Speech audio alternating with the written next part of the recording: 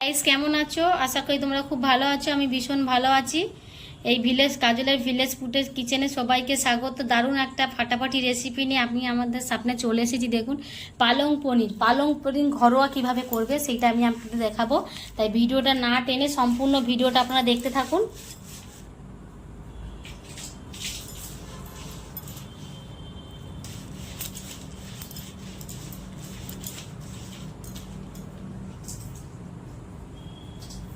এখানে পালং শাক আমি বাজার থেকে এনেছিলাম। পালং শাকগুলো কেটে ফেলছি। আমি বড় বড় সাইজের পাতাগুলো কেটে নিয়েছি। দেখুন, ডাঁটিটা ফেলে দিয়েছি, ডাঁটিটা নিয়ে নিই। এটাকে না একটু জল দিয়ে 10 মিনিটের জন্য পালং শাকটাকে ভিজিয়ে রেখে দেব। তারপরে আমি এখানে বাজার থেকে দোকান থেকে 150 গ্রাম মতন পনির এনেছি। পনিরটাকে কিভাবে কাটবো আর কিরকম সাইজের কাটবো সেটা দেখিয়ে দেব।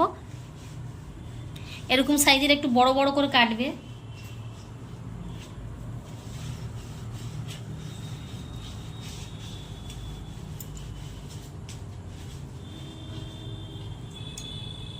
দেখুন কি এরকম বড় বড় সাইজের করে একটু কেটে নেবেন।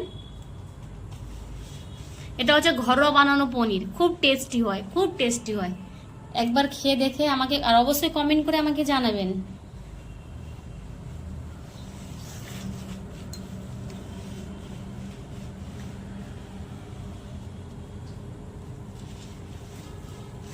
পনিরটা আমার কাটা হয়ে গেছে। এবার আমি পালং শাকটা ভালো করে কচলে ধুয়ে নিচ্ছি।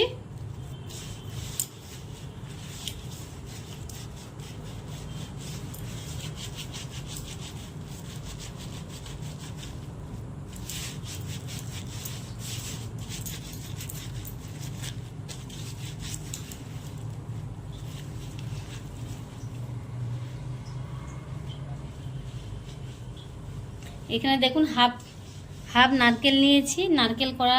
এটাকে একটু ঘিতে ভেজে নিচ্ছি।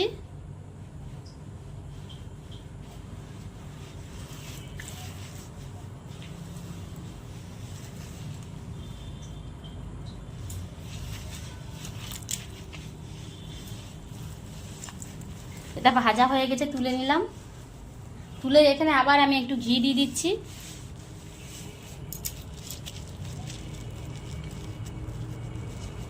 আর একটু ফের ঘি দিয়ে দিচ্ছি।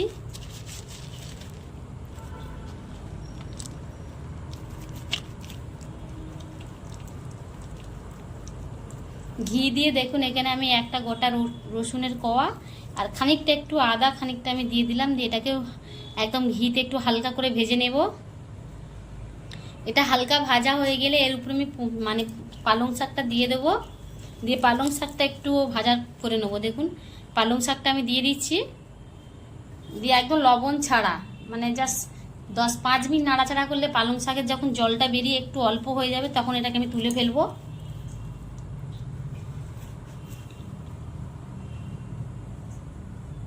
এটা আমার হয়ে গেছে, দেখুন আমি তুলে নিচ্ছি।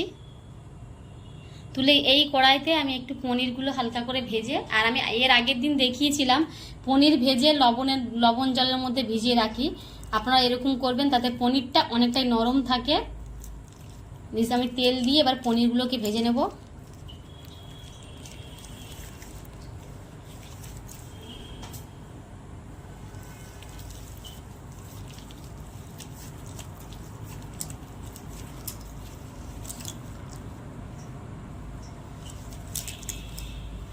এরকম হালকা করে পনির ভেজে নেব, একদম এপিট আর ওপিট। যাদা বেশি কড়া করব না, বেশি কড়া করলে পনির শক্ত হয়ে যায়।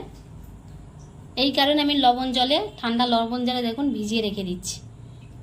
যতক্ষণ আমার তরকারিটা হবে ততক্ষণ লবণটা ভেজানো থাকবে লবণে, কেন এটা লাস্টে দেবো তো। তাতে কি হয়, নরম হয়ে যায়, খুব নরম হয়।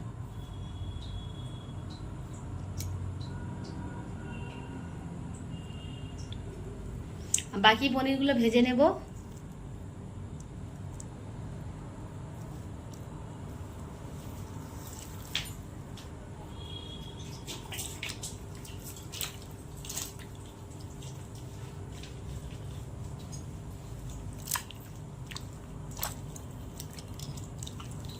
দেখুন পনিরের মধ্যে লবণ দিয়ে দিচ্ছি। দিয়ে এটা আমি 10-15 মিনিট যতক্ষণ আমার এই তরকারিটা কষা হবে, রেডি হবে, এটাতে লাস্টে দেবো ততক্ষণ থাকবে। এবার আমি নারকেলটাকে বেটে নিচ্ছি, শিল নোড়া দিয়ে নারকেলটাকে বেটে নিচ্ছি। এইভাবে করে খেয়ে দেখুন, খুব ভালো লাগে খেতে, রুটি দিয়ে খুব ভালো লাগে, রুটি বা পরোটা দিয়ে খেতে খুব ভালো লাগে। এটা আমার বাটা হয়ে গেছে, এবার এটাকে তুলে নিচ্ছি। এবার একইভাবে আমি পালং শাকটা আর রসুন আদাটাও বেটে নেব।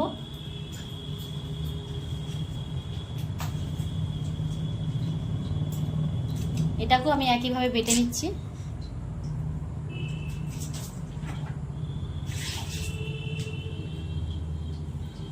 এটা একটু মিহি করে বাটতে হবে, কারণ এটা যদি মিক্সচার মেশিনে বাটা হয় না তাহলে খুব ঘন হয়ে যাবে। ঘন হলে গ্রেভিটা মানে তরকারিটা ভীষণ ঘন হয়ে যাবে, অত ঘন আমার ভালো লাগে না।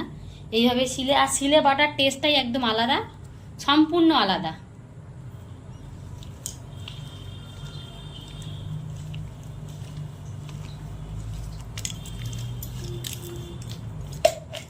এটা বাটা হয়ে গেছে, এবার আমি সব রান্নাটা চালু করে দিচ্ছি। একটু তেল দিয়ে দিচ্ছি, একটু ঘি দেব।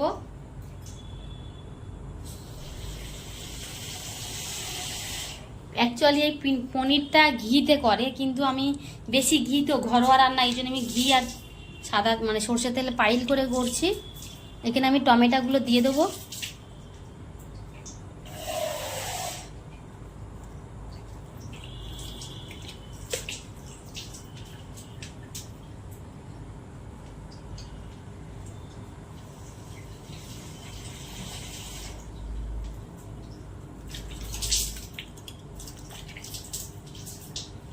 টমেটোগুলো দিয়ে দিয়েছি, দিয়ে আমি লবণটা দিচ্ছি যাতে টমেটোটা গলে যায়। একটু ভাজা ভাজা করে এখানে আমি নারকেল বাটাটা দিয়ে দিচ্ছি।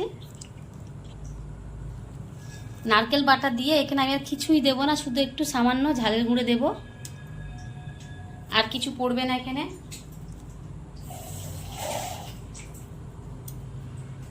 যেটাকে দিয়ে একটু নাড়াচাড়া করে যখন জল মানে এর থেকে তেল বেরিয়ে যাবে তখনই আমি পালং শাক বাটাটা দিয়ে দেবো। এবার আমি পালং শাক বাটাটা দিয়ে দিচ্ছি, দিয়ে পালং শাক বাটাটা দিয়ে ভালো করে নাড়াচাড়া করব। বেশ 10-15 মিনিট নাড়াচাড়া করার পরে তারপরে সামান্য জল দিয়ে দেবো, খুব বেশি জল দেব না।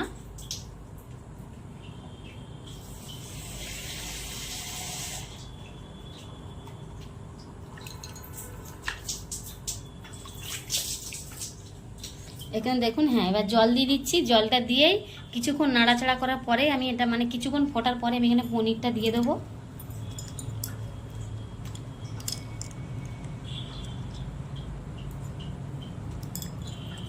এর থেকে একটু ঘন হবে, খুব এতটা পাতলা হবে না। দেখুন এবার পনিরটা আমি দিয়ে দিচ্ছি আস্তে আস্তে।